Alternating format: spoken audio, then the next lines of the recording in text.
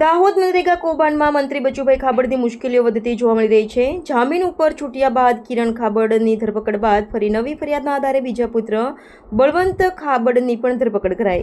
દાહોદ જિલ્લામાં મનરેગા કૌભાંડ સામે આવ્યા બાદ પ્રથમ ફરિયાદમાં મંત્રી બચુભાઈ ખાબડના બંને પુત્રો જેમાં કિરણ ખાબડ અને બળવંત ખાબડ સહિત 17 લોકોની ધરપકડ બાદ મંત્રી પુત્રો રિમાન્ડ પૂર્ણ થતા કોર્ટે જ્યુડિશિયલ કસ્ટડીમાં મોકલ્યા હતા અને ત્યારબાદ દાહોદની ચીફ કોર્ટમાં જામીન અરજી મૂકતા શરતો ઉપર બંને પુત્રોને કોર્ટે 50,000 હજારના જામીન આપ્યા હતા, પરંતુ જામીન ઉપર જેલમાંથી બહાર આવતા જ પોલીસે ફરી અટકાયત કરી હતી, જે દેવગઢ બારિયાના લવારિયા ખાતે મનરેગાના 21 કામો કર્યા વગર નાણાં ઉપાડી લેવા માટે કિરણ ખાબડની ધરપકડ કરાઈ હતી અને કોર્ટે 7 દિવસના રિમાન્ડ મંજૂર કર્યા હતા। જ્યારે બળવંત ખાબડને જામીન મળતા ઘરે ગયો હતો, ત્યારબાદ ગણતરીના કલાકોમાં જ નિયામક દ્વારા ધાનપુરના ભાણપુરમાં કેટલાક કામો કર્યા વગર 33 લાખ જેટલા રૂપિયા મેળવી લેતા ફરિયાદ બાદ મંત્રી બચુભાઈ ખાબડના બીજા મોટા પુત્ર બળવંત ખાબડની ફરી ધરપકડ કરતા સમગ્ર પંથકમાં ચકચાર મચી જવા પામી।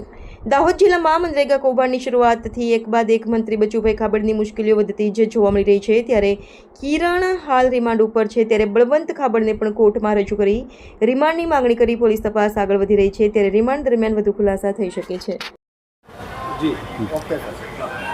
ગઈકાલે દાહોદ ટાઉન બી ડિવિઝન પોસ્ટે ખાતે ડીઆરડીએ કચેરીના અધિકૃત અધિકારી દ્વારા એક ફરિયાદ આપવામાં આવી હતી, જે મનરેગા પ્રકરણને લઈને જે ફરિયાદ થઈ હતી એમાં એક વધુ એફઆઈઆર થઈ છે, જેમાં ધાનપુર તાલુકાના ભાણપુર ગામે કામો નહીં કર્યા હોવા છતાં પણ બિલોની ચૂકવણી અને પેમેન્ટ લગતની વાત છે।